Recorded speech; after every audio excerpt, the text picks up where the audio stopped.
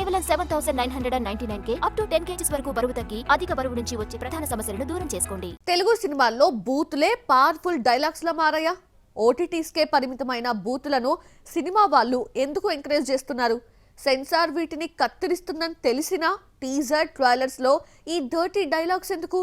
Have a look. Glimpse teasers కు censor లేదు కదా అని ఇష్టానుసారంగా హీరోలు బూతులు మాట్లాడేస్తున్నారు. ఇవన్నీ సినిమాల్లో ఉండవని తెలిసినా చెప్పలేని పలకలేని బూతు మాటను వాడేస్తున్నారు. ఆడియన్స్ అటెన్షన్ సినిమాపై మార్చడానికి డర్టీ వర్డ్ ను ఆయుధంలా వాడుతున్నారే గాని పిల్లలు చూస్తారన్న సంగతి మర్చిపోతున్నారు. ఈ చెడు మాట ఇంపాక్ట్ సమాజంపై ఎంతగా పడుతుందో అని మేకర్స్ ఆలోచించడం లేదు. ఓటీటీలో టీజర్స్ ట్రైలర్స్ లో బూతు మాటలు వినిపించేవి. పెద్ద హీరోల సినిమాల విషయంలో ఇలాంటి ప్రయోగాలు చేస్తే అందరూ కలిసి మాటలతో దాడి చేస్తారు. సినిమా ఒక్క బూతు మాట్లాడితే కామెంట్స్ రూపంలో వేల బూతు మాటలు వినాల్సి వస్తుందని పెద్ద హీరోలు సైలెంట్ గా ఉంటుంటే యంగ్ హీరోలు మాత్రం బూతులతో సినిమాను ప్రమోట్ చేస్తున్నారు. రౌడీ జనార్దన గ్లిమ్స్ రిలీజ్ లో డర్టీ లాంగ్వేజ్ పై మళ్లీ చర్చ మొదలైంది. విజయ్ దేవరకొండ ఇందులో రౌడీగా నటిస్తున్నాడు. కిరణ్ అబ్బవరంతో రాజావారు రాణి గారు తీసిన రవికిరణ్ కోలా దర్శకత్వంలో దిల్ రాజు ఈ సినిమాను నిర్మిస్తున్నాడు. యంగ్ హీరోలో నానికి మంచి క్రేజ్ ఉంది. వరుస హిట్స్ తో దూసుకుపోతున్నాడు. ప్రత్యేకంగా ఆడియన్స్ ఫోకస్ కోసం డర్టీ వర్డ్ ఉపయోగించాల్సిన పని లేదు.